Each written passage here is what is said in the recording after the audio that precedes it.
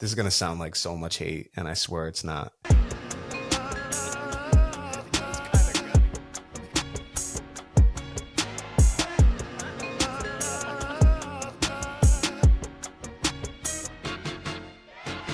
Welcome to the Warner Brothas Podcast. I'm Kyle, joined as always by my brother Keenan. We got a special guest today. We got our younger cousin, Raj. Raja, what's up? What's up? How are y'all doing?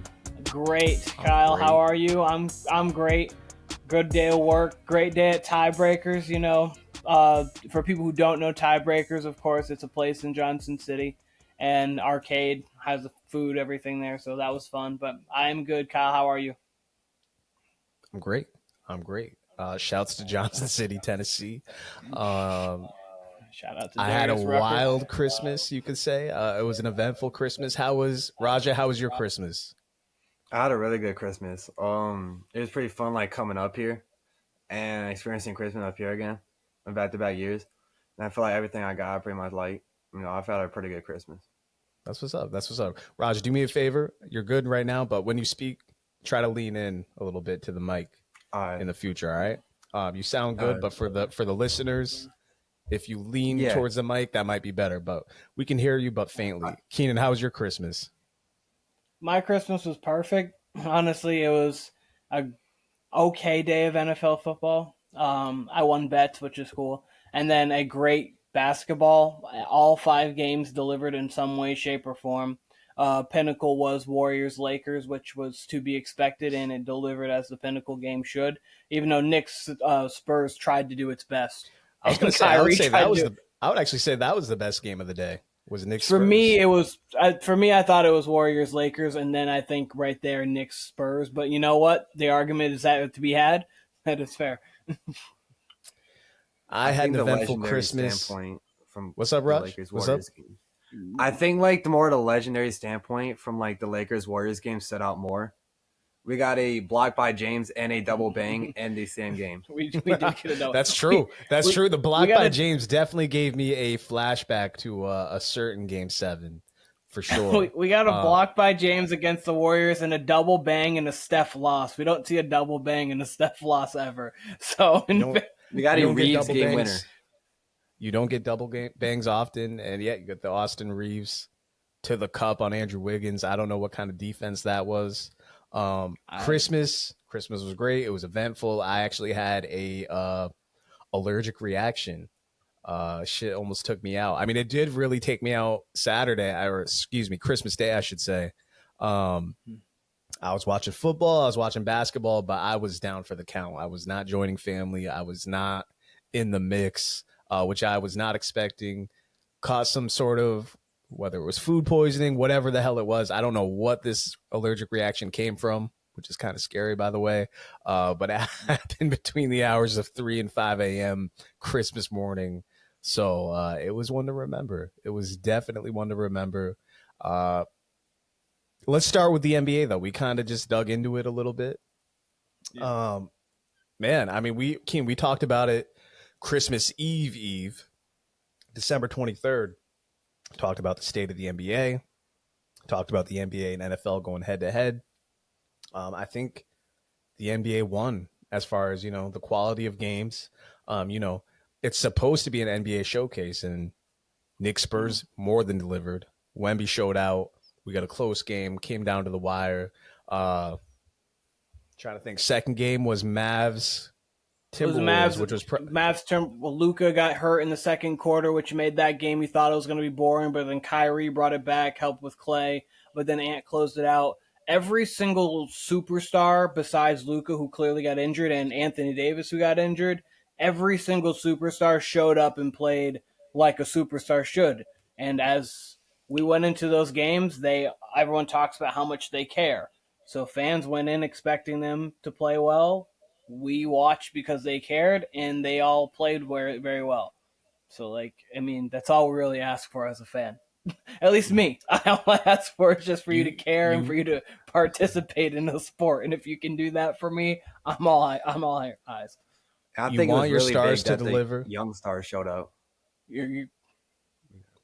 I think it was really big that the young stars showed out too. Like Wemby's 40-point think it was triple-double. I don't think he was 42, 18, 4 assists. He was, and then because Reeves had a triple-double, Ant played well. I think at 28, 26, 28. It was nice. You're right. All the young stars did play very well. Obviously, the old guys did too, but yeah. No, Raj, you hit it on the head, man. I mean, it's hard to say for NBA fans that was a coming out party for Wemby because, I mean, Wemby's the most hyped prospect since technically Zion, but for sure the most hyped prospect for aside from LeBron as far as like the expectations we have for Wemby. We got true top 10, top 25 aspirations, expectations for Victor Wembanyama. And man, I mean, since the in-season tournament break, much like last year, anytime there's a sort of break, Wemby just fucking goes off. We saw it last year with the All-Star break. We see it now this year after the in-season tournament break. And, for him to do that at MSG, I get what you guys are saying with Warriors-Lakers. That was a fantastic game. LeBron obviously played great. Steph had his 8 points in 30 seconds, ended up still resulting in a loss. But I don't know, that atmosphere at the Garden with Wemby just like going to toe with everybody, seemingly, just throwing the Spurs on his back. And I have some Wemby thoughts and stats after this, but to me, that was the highlight. Obviously, Warriors-Lakers is going to take the headlines. I don't know. I have some thoughts about each, but you guys respond to that because I have more thoughts on each game and specifically Wemby stats that I think are interesting. I'll go first, Raj, and then I'll let you go from there. But yes, I get what you're saying. And obviously, it was weird too because, again, for people who haven't seen, I do a show called Spurs Digest with Digest Media where I talk daily content about the Spurs. And so I actually got a Wemby jersey, a Spurs hat. Like, I got some Spurs merch for Christmas. Thank you, family. Appreciate all of that. Going to be showing up here in the Spurs Digest videos coming up soon. Locked into the game, and I was like, okay, first thing is Wemby is going off, and then let's not just mention only Wemby, because Mikal Bridges decided to match every bucket Wemby ever shot with every Mikal bucket Bridges of was his going own. off. Was going absolutely off. He looked like prime Kobe late game because it was just like a clear out for him, and he was getting to his mid-range spot from 18 or 20 because it wasn't really getting to the basket. And it wasn't just only threes. I think he shot 6 of 8 from 3, but like he was legitimately getting to his mid-range bag late in game. But I get what you're saying because that game was all there, and I guess maybe it's the lore of LeBron Steph that maybe adds a little bit to it. Mm-hmm. But if you maybe strip away who is who playing in the game and you put just Knicks Spurs versus Warriors Lakers, I do get it. But when you have the game winner like you did with Austin Reeves, obviously Steph hitting a 30-footer to tie up the game, the 8 points in 25 seconds. You kind of get that. That's where I lean there. But Raj, I'll let you talk about. I think it was huge Wemby in a big spot like that in MSG to really pop out the way he did. I mean, he almost dropped. He was high for most. I think at 22 at halftime. I think 22 and 10 rebounds at half. Then he finished with 44 and 18, which was big on the end of the game. But Mikal Bridges went into almost a Sean Livingston mid-range game in the fourth quarter. And I think everyone's focused on like Brunson and Cat, but it was just a Mikal Bridges in the paint just open at this banging it. And Wemby was countering the whole game. But at the end, the Knicks just at the final part of the game, the Knicks just got 3 late rebounds, in which the Spurs needed just to get one of them, and they couldn't finish it. The Knicks just finished, in which the Spurs couldn't. And it's weird because like all year in watching, I'll let you go after Kyle, but in watching all year in Spurs games, it's been 50-50 down the stretch. A lot of it has been because Chris Paul has been there and Harrison Barnes has been there. You've got 2 proven veterans, one a champion, one done everything in the league but won a championship. And you have 2 guys who are there, and then obviously you have Wemby, who is just such a talent that he is taking over games late, and he doesn't shy away from any moment. So the Spurs actually have been pretty solid late game. Watching a lot of their games, their problem typically is the first half, but it was a little shocking to see them not come away with multiple rebounds. And then in the game before against the 76ers, they had a couple late turnovers. Maxey had that steal and the left-handed finish over, I think it was Julian Champagny, which kind of started to ice the game there. A couple late losses for the Spurs, which was tough, but overall, it was an overall great game. I'll go on. And I think that was like the best way that the NBA could have started the day.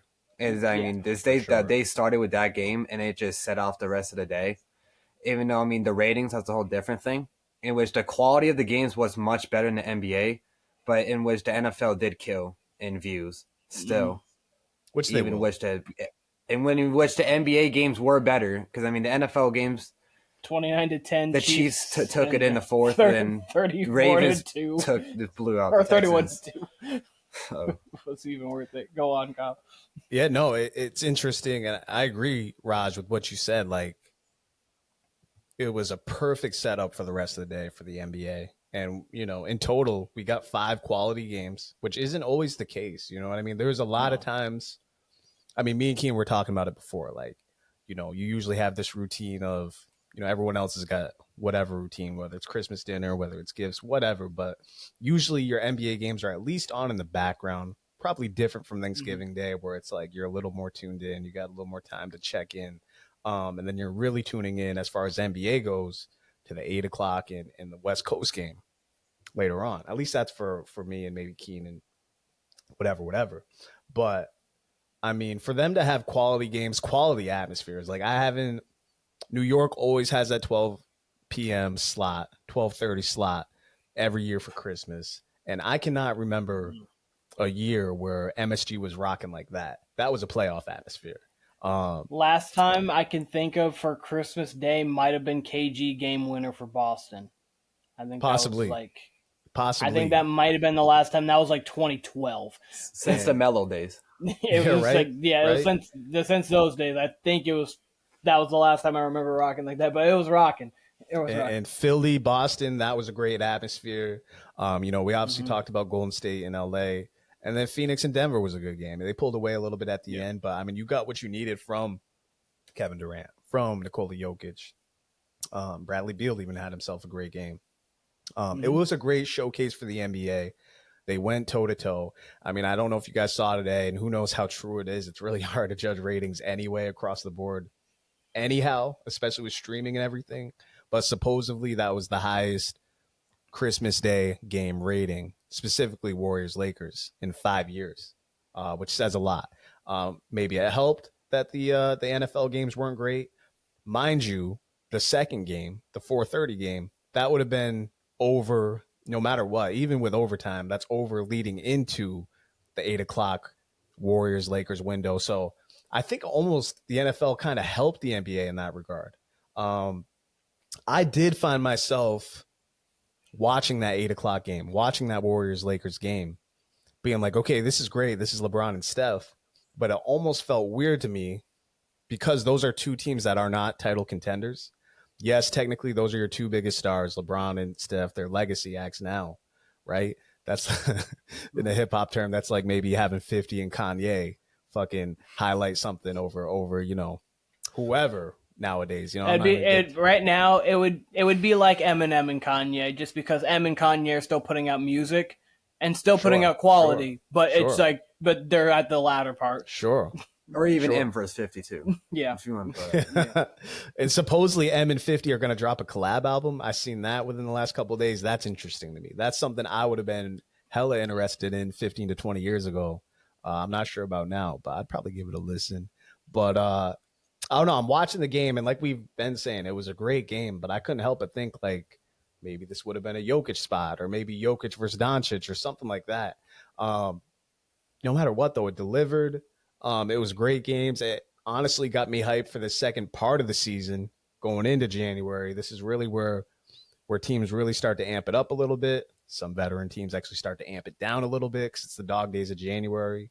But with this in-season tournament, Keenan, like we just talked about, you get a pretty big break. You got some pretty weird weeks as far as maybe 2-game weeks through a lot of December.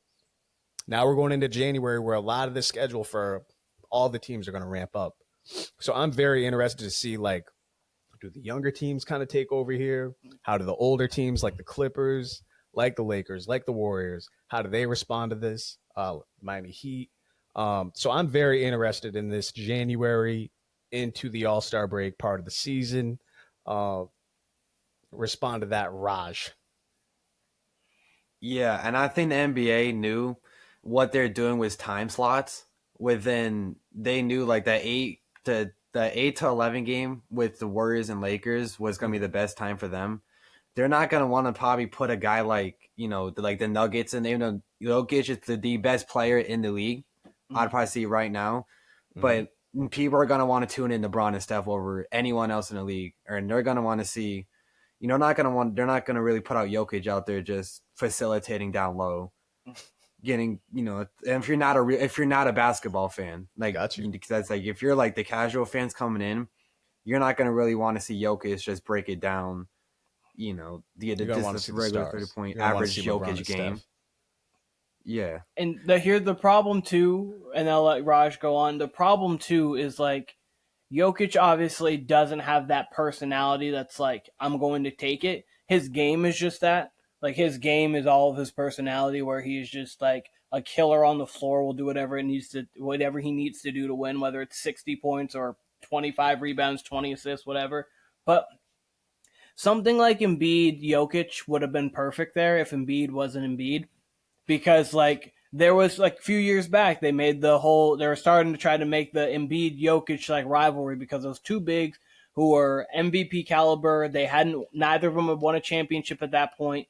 And then, obviously, Jokic goes on to win a championship, wins another MVP. Embiid wins an MVP, but he does Embiid things where he's just sometimes there, sometimes not, sometimes cool, sometimes not cool. Like, so it's hard because they haven't like LeBron Steph just became like a rivalry. I mean, obviously now it's more of just like as you said, a legacy act. I mean, obviously they both have massive respect for each other, but there was true animosity, and you get that when you play in 4 straight NBA finals.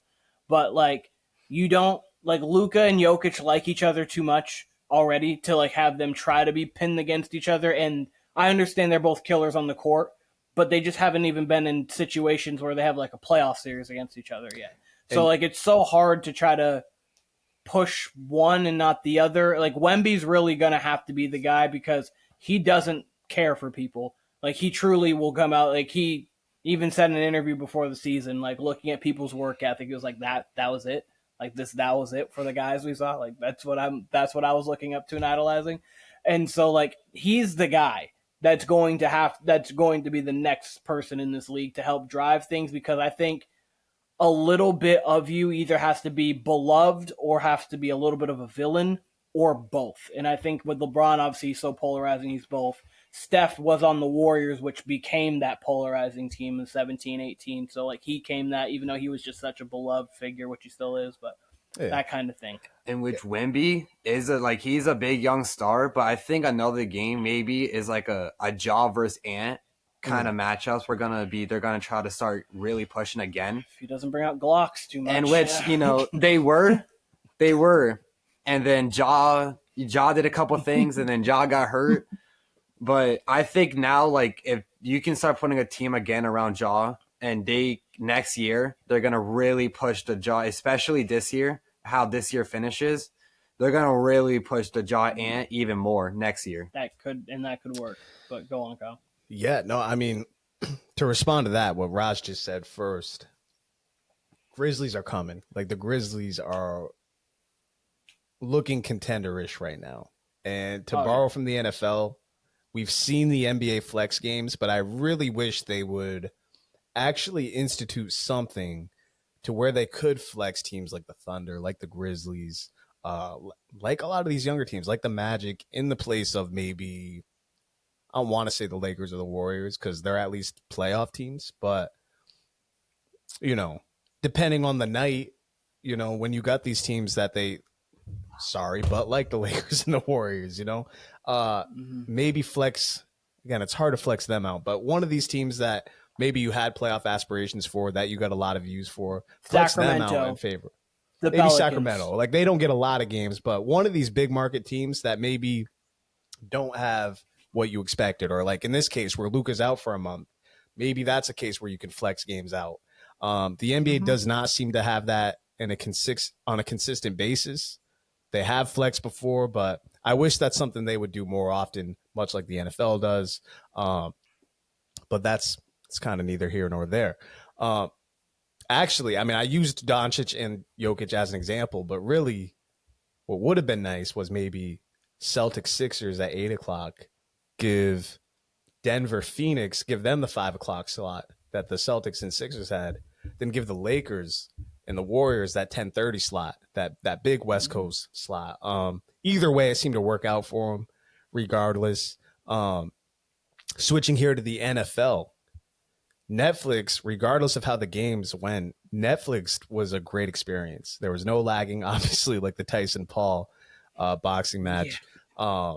That was terrible. The pregame was pretty cool. Like, the chemistry between Kay Adams, Mina Kimes, Manti Te'o, RG3, they were thrown together, so the chemistry wasn't A+. But overall, the production, the broadcast, how it streamed to everybody, it had me thinking, obviously we won't see this with the YouTube TV Sunday ticket contract, but made me think how great Netflix would be at hosting a Sunday ticket or even a red zone.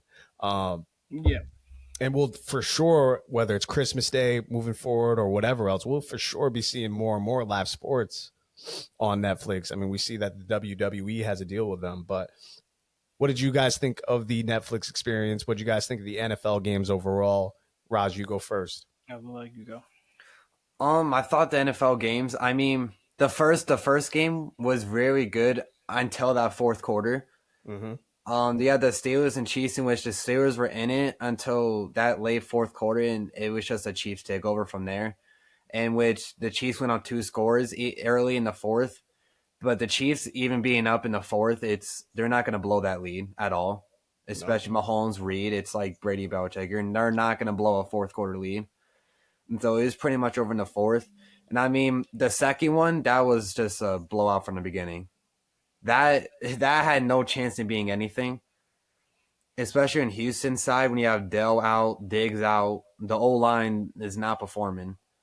Stroud's got really nothing, not that much left, and they're not performing at all this year. In which they're still going to be probably a wild card team or a 4th seed team, more of a 4th seed team still. Yeah, they're going to get that. I think they already clinched the division, honestly, actually. Yeah, they clinched the division, so they're locked in at the 4, and so you're going to see Pittsburgh and Houston round 1 in Houston. Probably Saturday at 4:30. Most likely. Kim, what do you think? Quickly, and yeah, I mean, it was kind of business per usual for the Chiefs, close game, but then they ended up, the thing about the Chiefs that I did like to see was they were stretching the ball down the field a little bit. Since they've gotten Hollywood Brown, they're not afraid to take a shot or two. Travis Kelce, 8 for 84 and a touchdown, so you finally got him back into his, okay, it's on, and you kind of expected that. I know we obviously always draw comparisons to the Patriots because of Brady, Mahomes, 2 great quarterbacks, obviously 2 great coaches, Reed, Belichick, great tight ends, but like you saw the same thing with Gronk 2016 on. It was like, all right, weeks 1 through 10, he might give you a splash game here or there, but when it really came down to it, it was like once November hit, once the snow started hitting, you were going to get the best out of Gronk, and that's what you're going to get out of Kelce here going forward. And then with the other game, you knew within the first 3 plays when Derrick Henry was just running almost unimpeded, just doing whatever he wanted to. He ran for almost 78 yards in the first quarter. So like it was over from there. The Texans, if the Texans get to the divisional round, it's a true win for them with how their season's going, but not a true win for them for how their prediction for the beginning of the season was going. But I mean, the most interesting thing with that was the halftime experience there. That's right. Yeah, I mean, we got a Beyonce performance. Speaking directly to the first game, I mean, look, I expected a better game, especially with the Steelers coming off that Baltimore game. I thought they were going to kind of put the eggs in the basket for this Christmas Day game. And it really didn't matter. I mean, the Chiefs are getting healthy at the right time. I've been talking about how, like, Chiefs are the worst one-loss team I've ever seen in my life. They're winning ugly. They're winning boring.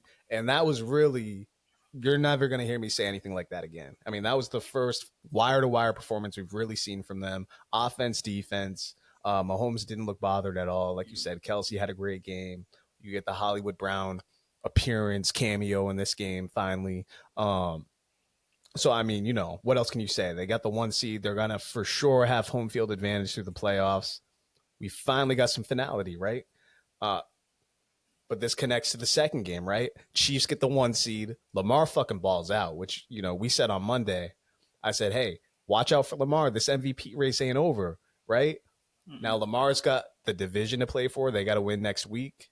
Steelers obviously lose.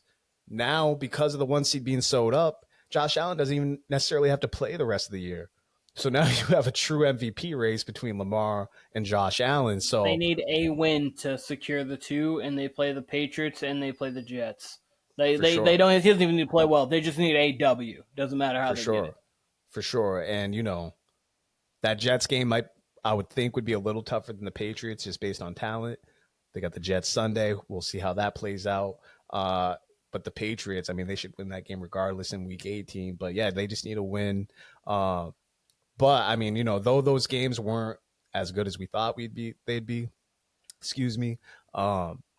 Texans Ravens went about how I thought it would. I mean, maybe not 2 points for the Texans, essentially getting shut out. But I thought the Ravens were going to win big. But I thought we learned a lot. I mean, I'll be doing my my tiers ranking on Wednesday. But, man, I mean, the Ravens they look like every bit of the Super Bowl contender. I had them being at the beginning of the season. They've had their slip-ups. But, yeah, I feel like I learned a lot about the AFC North with the Steelers. Granted, we all forecasted them kind of taking a step back the second half of the year with their schedule. But, no, I mean, as ugly as those games were, they were entertaining. And you had the NBA side-by-side with it. So I was happily fulfilled with the sports we got on Christmas Day. What'd you guys think about the halftime show? I thought Beyonce killed it, really. She did a lot of what we expected from her. I think it was a lot better than that Jack Harlow halftime, like at Thanksgiving we got a couple years ago. I forgot he did a halftime. I don't even remember he did a halftime. Which that was terrible. Which I game feel like Beyonce really showed. Which game was this? It was like the Lions. It was like it was a Lions Cowboys one from a couple years ago, that Thanksgiving one. Oh, but man. I think Beyonce killed it with her show and with what she did. Jack Harlow. Oh, Jackie.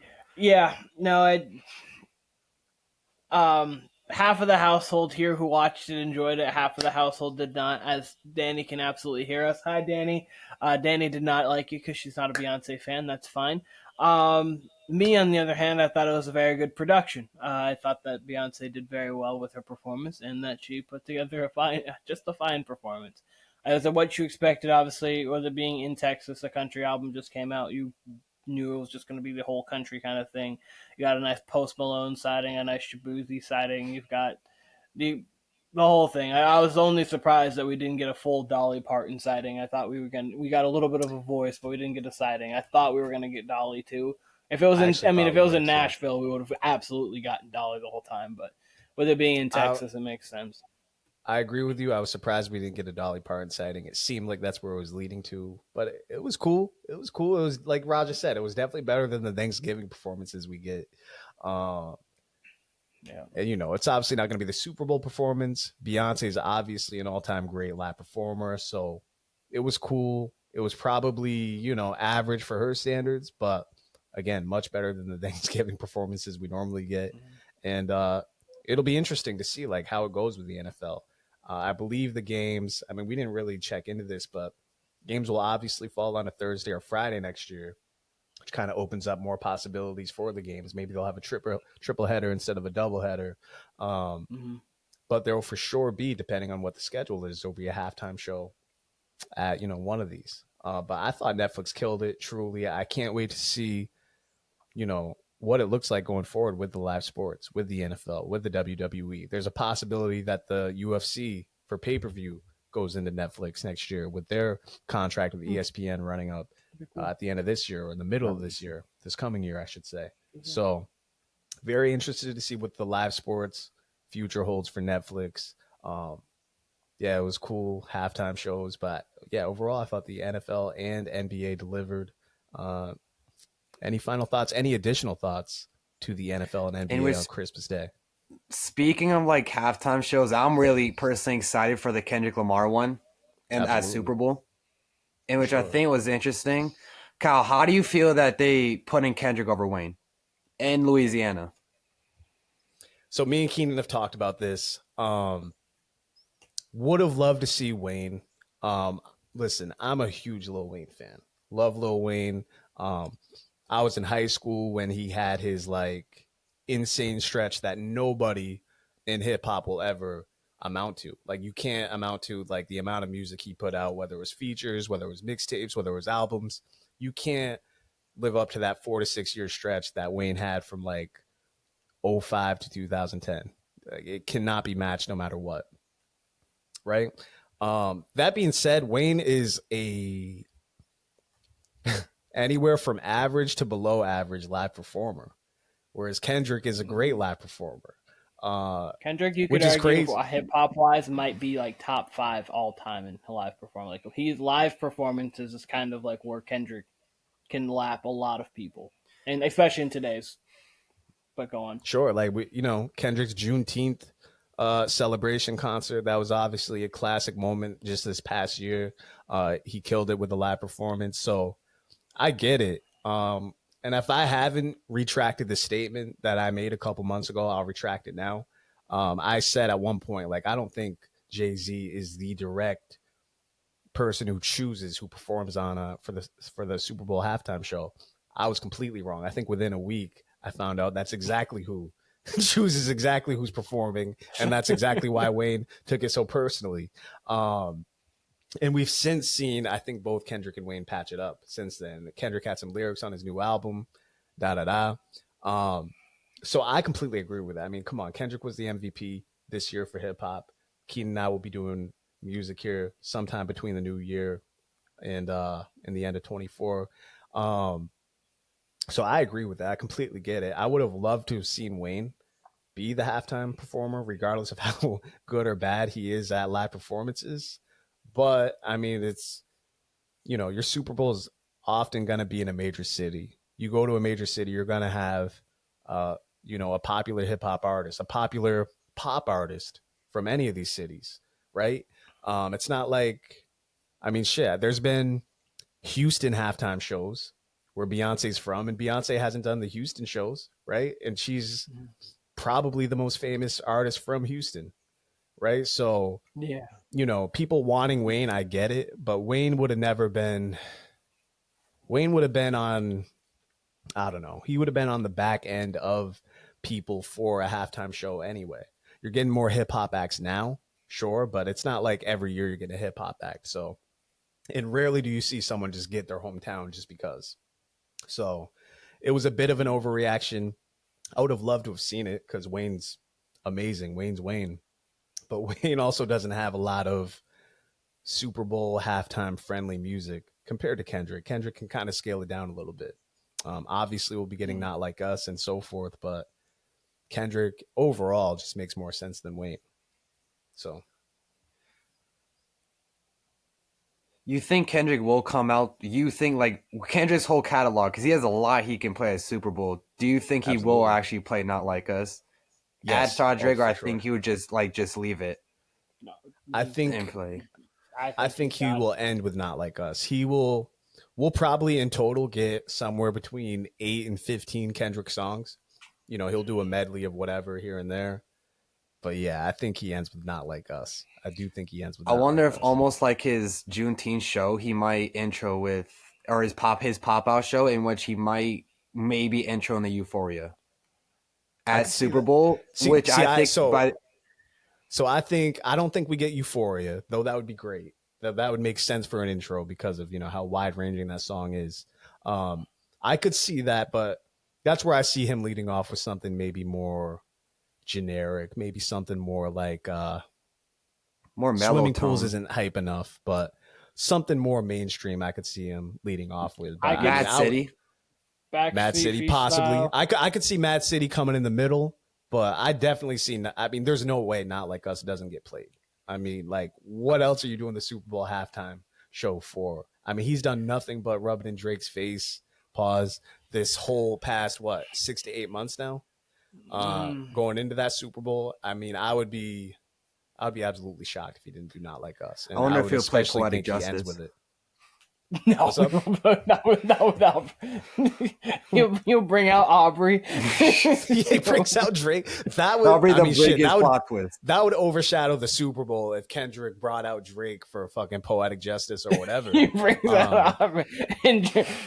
I do think there's a good chance Kendrick what you got brings that out walk Wayne, for? All right, calm down, Drake. Get off the court. Get off the floor. We'll be talking about it more come Super Bowl time, but I do think there's a great chance Kendrick brings out Wayne, at least.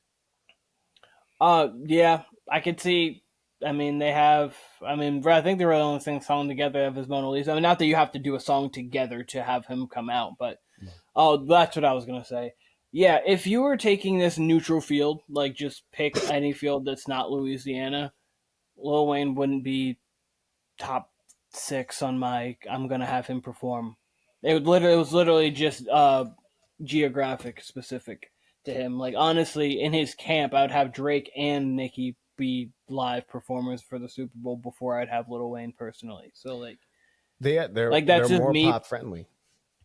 I think you could have Kanye easy. Obviously, you would have Drake, you'd have Kendrick, you'd have Nicki, you could have, I mean, depending 50. on where you would want to go from there. Obviously, Jay-Z could, clearly, if he wanted to. I mean, not that he said no to the Super Bowl. You don't need me. I don't need you. In which Kanye, maybe 10 years ago, they'd have a Kanye one, but the NFL they'd be way too scared to have. They're not going to put Kanye in that kind of spotlight now. The NFL wouldn't risk something like that. Not with the unknowns of what Kanye will do and how unfiltered he is. You're probably right, which is crazy because number one for hip hop on my list would be Kanye, not because of his music necessarily, but because of the type of stage productions he puts on. He puts on insane stage productions that would be like fit for the Super Bowl. I mean, that's the one thing the Super Bowl is known for, regardless of artist, is the stage shows are usually like out of this world. You're right. I mean, I would think of Kanye. Nuts. I would think of, obviously they've had Eminem, but I would think of Kanye, Eminem, 50, maybe even Nelly. As far as hip hop acts before Wayne. Wayne would be somewhere in the top 10 or 15, but it's not even because he's about as famous as you can get for a rapper. Wayne's up there as far as stature. It's just as far as like you don't want someone rapping their ass off up there, right? That's where Wayne doesn't get it, where Kendrick might get the nod. And Kendrick's a lyricist too, but Kendrick's got at least hooks and choruses that are catchy and, known to your average American people. SZA's coming out. You're gonna get all the stars probably. I think you get. I mean, we'll definitely go into it more deep. Kendrick and SZA might drop a collab tape, full one, but which we don't know yet. You think so? Is that rumored? They've been rumored to, and SZA I know was saying something like, "You got to ask Kendrick," and I know they're going on this tour like real soon. Yes. In which I'm thinking maybe they might drop something right before the tour. But that's still up. I think right now, if you're going to, Kendrick's probably the biggest live performer for hip hop currently. Yeah. It's like, if you're asking who you'd want, because obviously, like, biggest, I still think we'd have to unfortunately say Drake, but like. He said unfortunately. It's just Aubrey. Like, he's just the guy. He still really is the guy, but like it's just a different. I don't think he is still the guy. That's the thing. I think Kendrick's cemented. I get what you mean. Drake's Drake. Like, I think as of this moment right now, he's still the guy. Mm-hmm. Ask me again my birthday of 2025. I think after the Super Bowl and halfway through that tour, when he sells out Toronto twice. Yeah, I think it could probably be a little different by the end of that. And by he, I mean Kendrick. I think it's definitively Kendrick. I mean, come on. I mean, we we just had the equivalent of LeBron and Steph in the finals, and it would be like if one or the other put up 45 and the other put up 15, honestly. And if you want to say with Family Matters being a 30 with Family Matters being a 40-point performance, don't get me wrong, Family Matters was one of my favorite tracks out of all these, right? But other than that, I mean, Drake got smacked up. I mean, Kendrick is having a victory lap and then some, especially when you consider the album that just dropped. And like Raj said, with this SZA tour coming up, I mean, Kendrick is the MVP. The MVP. And Drake, yeah. So here's it's kind of like the 2016 finals. I mean, Curry in Game 4 did drop 38, went up 3-1. LeBron put up a 40-point triple-double, and then a 41-point game, then a 40-point triple-double with the block on Steph, sunned him, and then in Game 7 had a 29-point triple-double. I don't think Drake can really have a LeBron comeback as if like what LeBron did right now on Kendrick. I think Kendrick's just gone. He's gone away with it, and he's taken it. Oh, in this one, Drake would be Steph, and he would need Kevin Durant. And in this case, he doesn't have Kevin Durant coming. Drake would need a collab. Drake would need to do a What a Time to Be Alive 2 with Future. And Metro producing. And Metro, right? Yeah, which is not going to happen.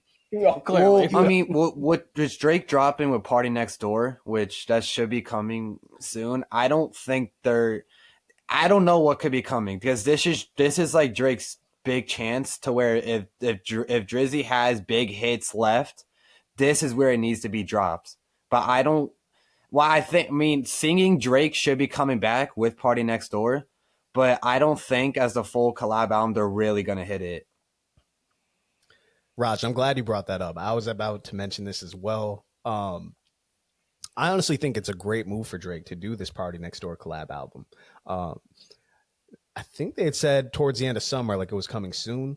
So like almost made it seem like it would have had dropped by now. Now it leads me to believe that it'll come like maybe in the spring. It was supposed to come like December 6th. And then the Party Next Door is on tour and they're doing like, they have like one more show left. And then after the last show, and then because the album I've heard been done, Drake said it's done. Mm-hmm. And so I think right as soon as Party Next Door's tour ends, which is like real soon, then I think maybe within a few weeks into a month probably. So in January or maybe like right, sense. I think probably in January because Drake's going to want a month probably before Super Bowl in order to get his music out. Which would make sense because they definitely got songs done given that, you know, I believe Party's an OVO artist or once upon a time was an OVO artist. So it makes sense. Yeah, they definitely would have music for, I mean, there's probably going to be music spanning 4 to 6 years back on this album, honestly. I think it's a great move to go R&B. Go on. What's up? I was going to say go on, and then I got something I was just thinking of. Got you. I think it's a good move to go R&B, but like me and Keenan discussed, I think when I was in Tennessee on Thanksgiving, Drake's best move would have been just to shut the fuck up and then drop that Party album. Make Us Miss You, and then, R&B Drake? Man, we ain't heard R&B Drake in a little bit. His last project being For All the Dogs being, that album was completely targeted at your generation, Raj. You know what I mean? Like, he was completely having Sexy Red, Yee, all them on that album. Like, he wasn't even trying to make the best music. He was trying to make the most current music, right? And even the one before that was just the collab with 21. Yep. Just which I love. I think that's Drake's best project in years personally. But from For All the Dogs to the Kendrick beef to continuing to talk about Kendrick or continuing to allude to the beef, and at one point a couple months ago he said the war's not over when we all know it is. So I mean, if Drake really is going to put out, let's say that collab album comes out in January, it's going to have to be amazing music, which I believe it would be. I mean, Drake and Party have done nothing but like great music. They really have. So, it'll be whether the public actually wants to hear it, if they're ready to hear it. I mean, if it is January, that's going to be 4 weeks from an all-time performance from Kendrick. So Drake's going to have to play his cards right if he's really trying to do this music shit correctly. That's the thing. We just don't really know where his head's at. Every time I've seen Drake since Kendrick really ended this beef since that Juneteenth performance. Everything I've seen with Drake is with a streamer. Really, I haven't seen any live shows. Everything, honestly, every Drake content I've seen is either something from his Instagram story or something with a streamer where he's just chopping it up and talking about whatever. So I don't know. I'm very intrigued because he really doesn't have to do anything. It's interesting you brought that up because speaking last night, he had that stream with Ross, and which was interesting. Which I think he was doing because that was a giveaway. A full giveaway stream and all that, which I think Drake was, trying to put good, just a good name to himself again by doing that. Which he chose more controversial streamer than Ross. He's done some things, but I think Drake is kind of just more punting, just kind of keeping his name out there, gearing up for the drop. He's at the point right now where I don't think he's dropping before the Super Bowl. I honestly think it's going to be after, and I think what it will be he'll have the lead single, whatever it's going to be, that him and Party know is a smash, will be out probably 2 weeks before the Super Bowl. Get his name talking, because he knows the second the Super Bowl goes up, Kendrick will be trending 1. And then, in the blue, whatever, right under, Kendrick, it's going to just, Aubrey or, Not Like Us or, whatever it is. And then Drake's going to be trending number 2. And then probably, Certified Pedophile or A-Minor's trending 3. Whatever it is. Doesn't matter. But something's going to be trending there that's bad. And within the next, 2 weeks, he'll probably let the Super Bowl settle for a week. And then I could see that coming out to be okay, here's this. And it's tough because if you do that, people's their antennas obviously are already heightened, ready for hey, what's Drake's next move gonna be? But at this moment in time, Not Like Us happened back in May. The Juneteenth happened already happened. Kendrick's GNX already came out. And so right now it's as calm as it possibly is going to be for Drake within this last calendar year, honestly. So you're just preparing and ready, and Drake's gonna have to come out with great music, because if he doesn't come out with great music, people's antennas will be obviously raised from the Super Bowl performance again on what is he putting out, and then whatever route he goes in, and then people are gonna be forever now yeah, Drake decided to go with Party Next Door because he can't rap with Kendrick. That's kind of just things like that are gonna be said. Of course he's gonna go down that route. In which we're on the topic of music. This is a little off what we're talking about. But Kyle, Keenan was letting me know you're in the Cardi too. I think right now he's probably the most trending name outside of Kendrick and Drake.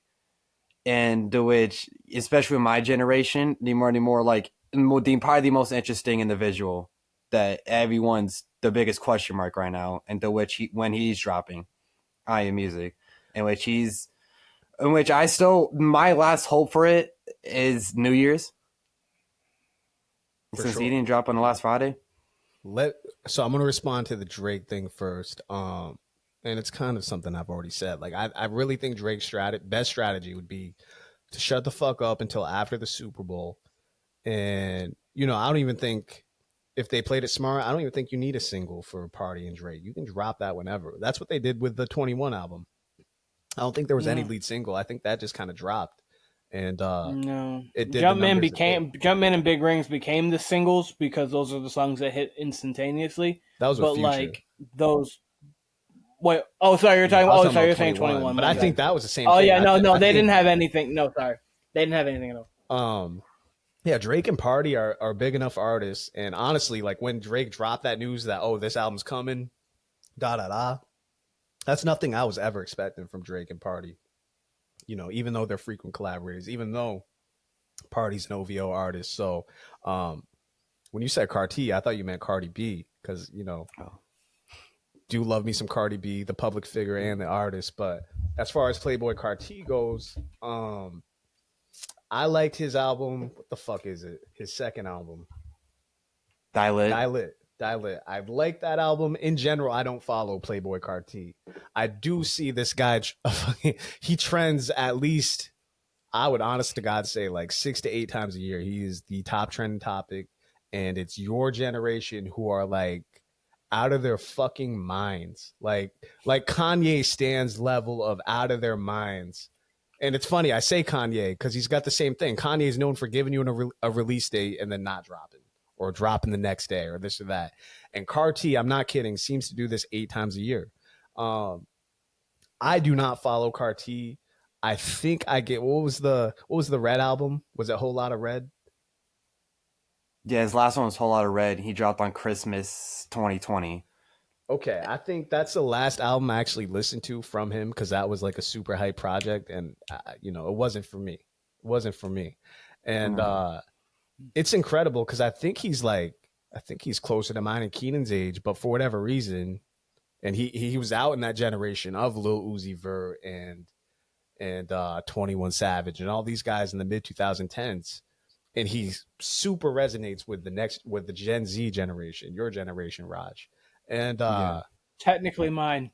I'm technically yours. Like he's a part of that generation, but the people who are like really waiting for him is Raj's generation, like late teens to early 20s. Like for whatever reason, that's like his demographic. And we're crazy over Cardi right now. I love the we. Yeah, me specifically is crazy over Cardi right now, in which she's went on a crazy feature run this year. And then last year, at this exact time, he dropped like those 3 singles on YouTube. Only on YouTube, by the way. Won't put it. Then he finally this year put something on streaming with Timeless, which we haven't seen. He hasn't put anything on streaming in 4 years. But with this album, he has had 3 to 4 different This album has had 3 different names. It's been 3 different albums, which like 5 different rollouts for each of them. And with this one, he's had like 2 to 3 rollouts for just this one. 3 different rollouts for one album, which is insane. And but he's been screaming, 2020, like 2024 music from last year, just all like said 2024 music. Like it's guaranteed, he's guaranteed dropping 2024. But now our last, and especially lately, he's been like confirming this is dropping real soon, in which we've heard from Cardi for 3 years. In which every album he has really delayed. A Whole Lot of Red was produced by Kanye, mainly the whole thing, which is the main reason why Kanye's really not fully controlling Cardi, but Cardi is really like his career. He's very influencing off Kanye. Kanye's having like a big say in a lot of stuff he's doing, which is making sense into what he's doing. But with this album, I think if it doesn't drop now, because he's losing, it went from like, he had the hype, and now he's lost a lot. And if he doesn't drop on New Year's, he's lost the hype to me completely, in which the only hype he has left is not that much anymore. Well, that's interesting because what you're describing sounds like he has a ton of hype. But I get what you're saying. Like it's a lot of pump fakes from Carti. He's a fascinating artist to me. Like I said, I'm not necessarily a fan of him, but every time, like I couldn't tell you when the last time he did actually drop like a single. It seems like he did maybe last week. Maybe I saw that trending. But like I know, like you mentioned, you said he had a crazy feature run. I know after that first Future and Metro album dropped, Duke in the group chat was like, I remember Brandon said like, yo, I'm not a fan of Carti, but he killed type shit. And then Duke replied, and this is 100% the truth. He's like, man, you don't understand what the fuck Carti's saying the majority of the time. He's got a huge following. He's got a huge fan base. And then on top of that, and by the way, like you said, I think he added that he never drops, right? But Duke's main point was like, he's always on these A+ albums, whether it's Travis, whether it's Kanye, whether it's whoever, it always seems to be a Carti feature. And he's got this core following, but he's got like this legendary career on top of that. And it's 100% true. Shouts to Duke, by the way. Shouts to Brandon. It's 100% true. I've never seen a career quite like this where you are allowed to pump fake. Maybe Keenan, the closest comparison maybe would be Jay Electronica, but Carti at least puts out music more than Jay Elec. Jay Elec has he puts it, and it's not once a decade. Yeah, right, exactly. Like Jay Elec will put an Exhibit C, and then you'll see him like maybe on a verse on like Chance the Rapper's album. Well, I mean, Carti, he has built his from the Whole Lot, because Whole Lot of Red was so interesting because it was a whole new sound of music. and which I think at first everyone hated, but it has aged as his best album and as like his real into his like real superstar kind of size, in which he has built his career off hype. Like the past 4 years has been all built off hype, in which people or like the hype's there, but people are getting tired of it. I'm included now. Like everyone's tired of Cardi just not dropping at all and just not giving fans anything. In which all we're getting is either leaks. We're either gonna get a leak or we're gonna get a feature. And that's mainly what it's been. Now it is Rolling Loud. Rolling Loud, he played like 6 completely new songs, in which that's what it seems like he's been doing at his live shows. It's just performing new music, but with no real dropping. That's very interesting to me. Because, you know, from my perspective, it's crazy for me to hear you say like Whole Lotta Red's like the album that's aged the best. That's like his most popular album because, again, I don't really listen to him. But Mongolia back in the day off his debut album, that was a craze. Like that was a social media hit. It was just a club hit in general. And that kind of sparked his hype. And then he was on these features again with these A+ artists. And then came Dilute, which again, you can't understand me anyway, I can't understand what Cardi's saying 85, 95% of the time. But I love Dilute as an album because it's just got great songs on it and it's got great features and it's well crafted. And it, like you said, he's got his own signature sound since then. And I've been out. And I would assume people from my generation or Keenan's generation have been out. But you're telling me he's bigger than ever. So he's just a fascinating figure in music in general to me. And I don't think there's really any comparison for him. In which I think that's why he really attracts the youth and how he does is because of how unique he is and how like he kind of fits the new modern of like you don't know what he's saying, which is kind of what rap is now. It's a whole mumble. You don't know what's happening at all. Just a bunch of sounds. You don't know what he's saying. Just a bunch of sounds. Keenan, we were just saying how like the NBA is turning in. We were just saying how the NBA is turning into like what our parents used to say it is. Hip hop's definitely turning into like what the old heads used to say it is. Like, oh, I don't understand what anyone's saying. Like, no, that's what it really is now. And yo, look at the double XL freshmen. Look at the people. I don't know if they were selected or if they were the fucking nominees for it. Look at their rap names. The shit's like, it doesn't even make sense. It's like if you just typed some random shit on your keyboard, put some caps in here and there, added a few numbers. That's what rap names are now. Like we're even past the little XYZ era. We're past the young XYZ era. Now it's just like, yo, type some caps, type some numbers in. That's a rap name now.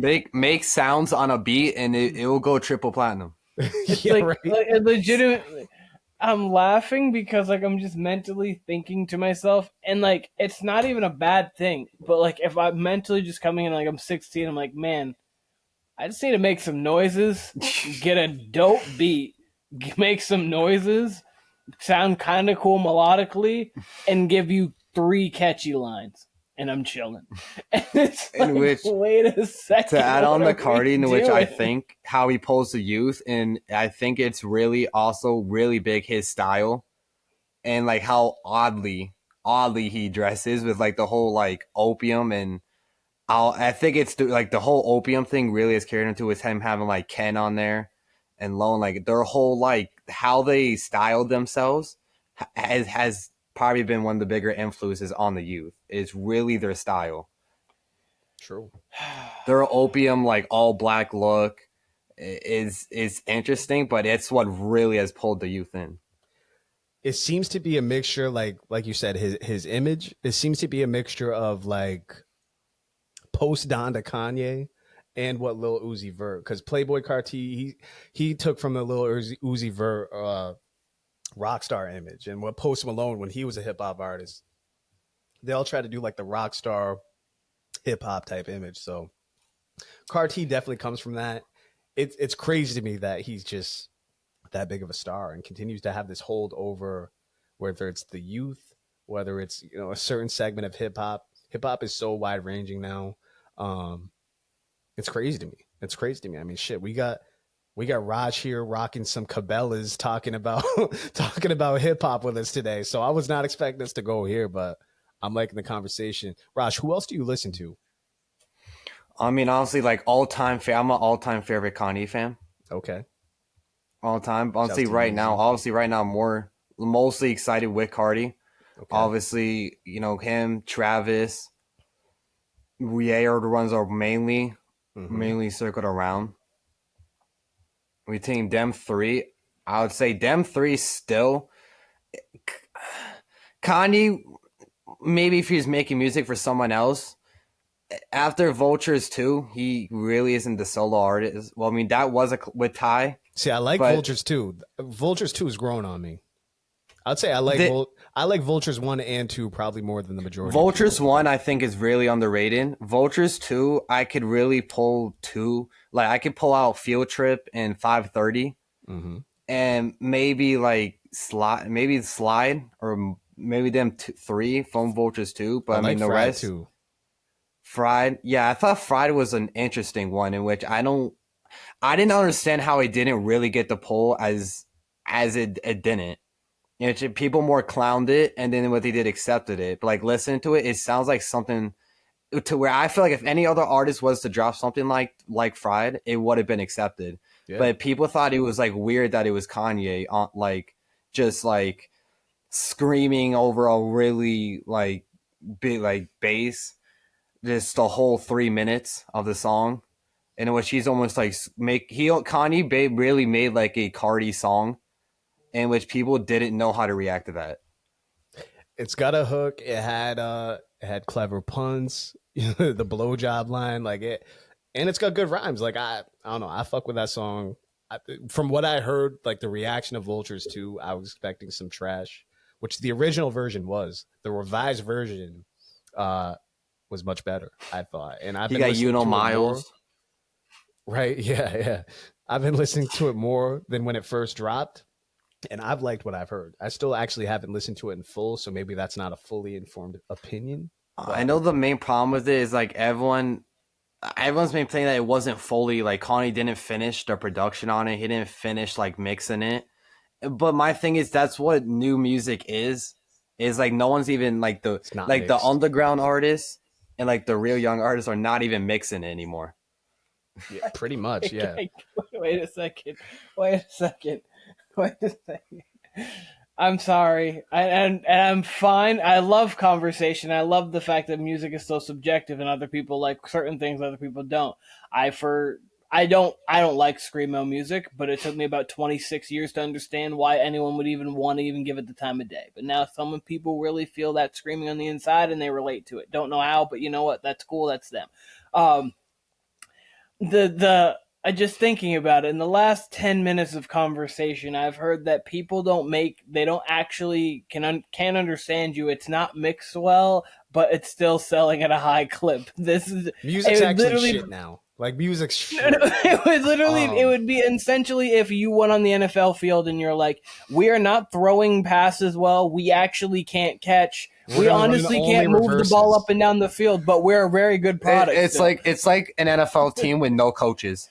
Like you just let the guys. Exactly. The guys just make their own plays like on the fly on the field. Just run this, run that. That's a great figure comparison. it out. Figure it out. That's everything's exactly. Anthony Richardson.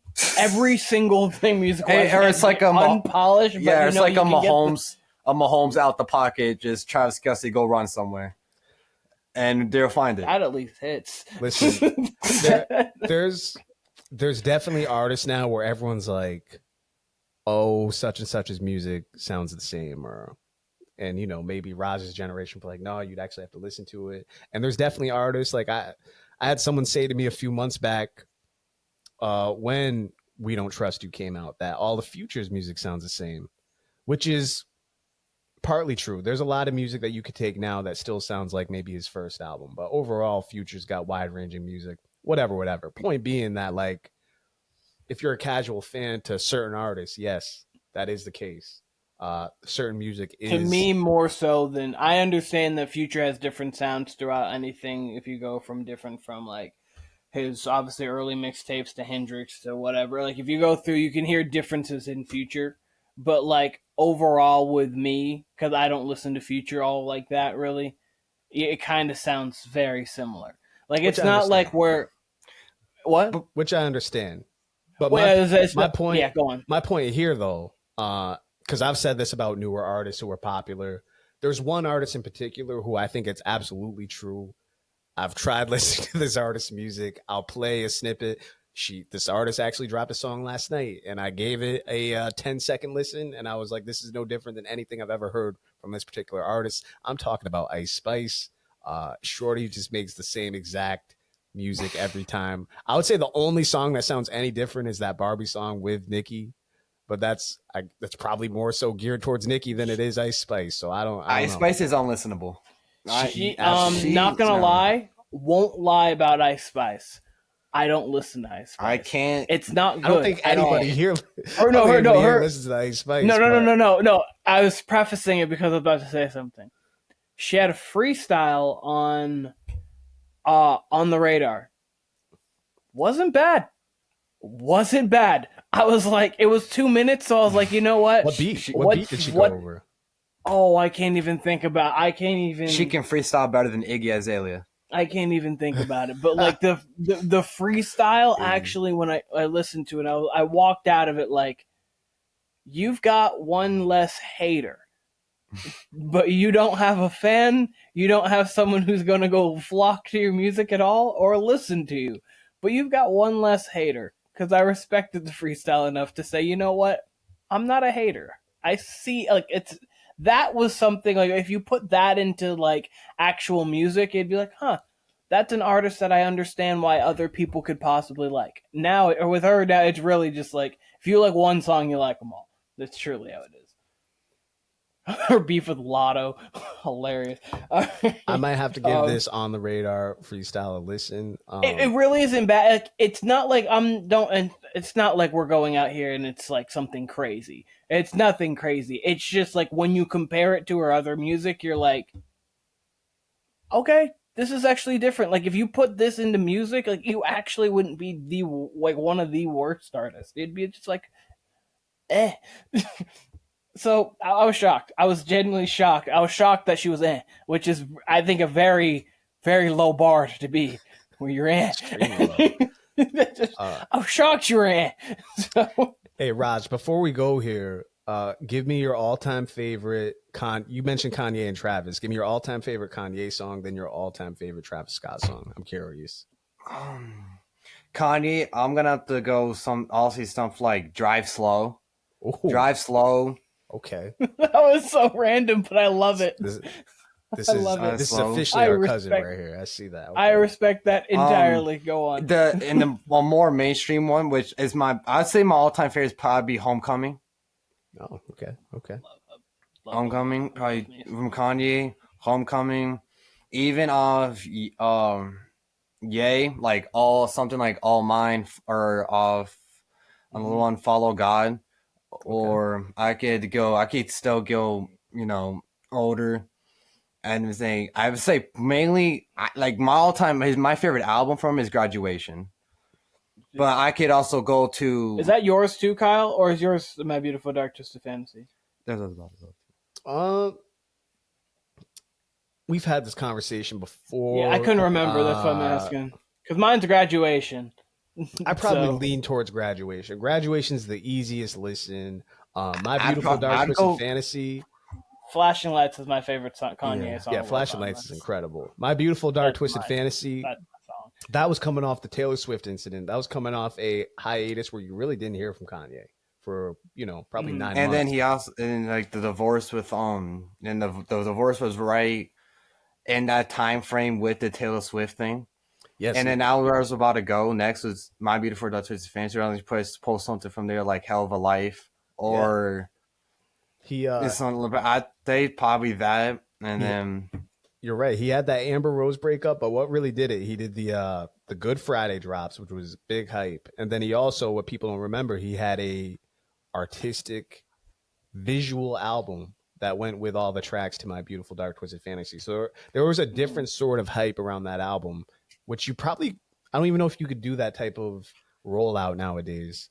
So it's very specific to Kanye, very specific to, you know, what was happening in music and in his career at that time. And then, you know, My Beautiful Dark Twisted Fantasy was just unlike anything you ever heard. And we got Devil in a New Dress off. There's probably still goodness. I think now people still consider it one of the best beats in hip hop from the past like 15, 20 years. Incredible. And people still think that. And I think we got like we still got the best Rick Ross verse there. Incredible. Off that. Honestly, now that you're actually mentioning that, Kyle, like obviously talking about that rollout, one thing I just thought of too, we're never gonna get like visual albums the same way.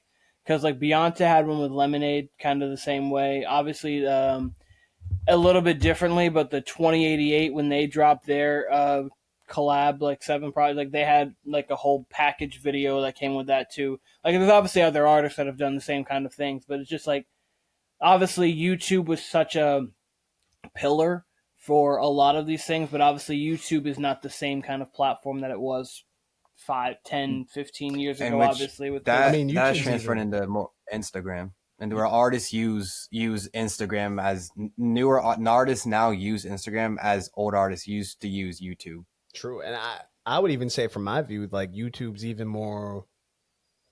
I mean, Kendrick dropped a secret album on YouTube allegedly yesterday. So I think YouTube's still that platform. Whereas when Kanye dropped that, he didn't even drop it on YouTube. Kanye dropped that shit on MTV, I believe. Mm-hmm. Like he debuted that on MTV, VH1, BET, I believe. So just in general, he dropped was much different. Yeah, I believe he dropped Power before the album too, in which took everyone by like crazy. Yeah, I mean, it was a different time. And back to Travis though. You said Travis is your other artist. What do you fuck with for Travis? I'd probably more into his like obviously. I mean, his best album, I think, probably his debut one, Rodeo. Mm-hmm. And there's a lot of places you can go with Travis because you can go like Rodeo. I mean, Rodeo into his maybe his more newer stuff, in which he's actually supposed to be dropping 2025 too. I could see that. You got a top 3 songs? Yeah, I was gonna say, if you had a song if you're playing a song from Travis right now, which one you're going to? Might go because I can go a lot, but Apple Pie would be one of them. Great one, great song. Apple Pie, or I'd say like off Utopia, my favorite song was Schizo with Young Thug. Okay. Shouts to Thug. Yeah. Listen, I could talk music all day. We got some NFL picks to go to. So what we're gonna do? We're gonna close out this show. This is gonna be part 1. So you'll hear myself, Keenan, and Raj doing our NFL picks here soon. This was a great talk. We went from NBA Christmas to Playboy Carti and some Kanye and some Ice Spice. We were wide ranging on this episode. So this was the Warner Brothas Podcast. Follow us on Instagram, YouTube, TikTok. Check us out, view us, comment, all that. We will be right back. Listen to this and then continue on to part 2 for the NFL picks.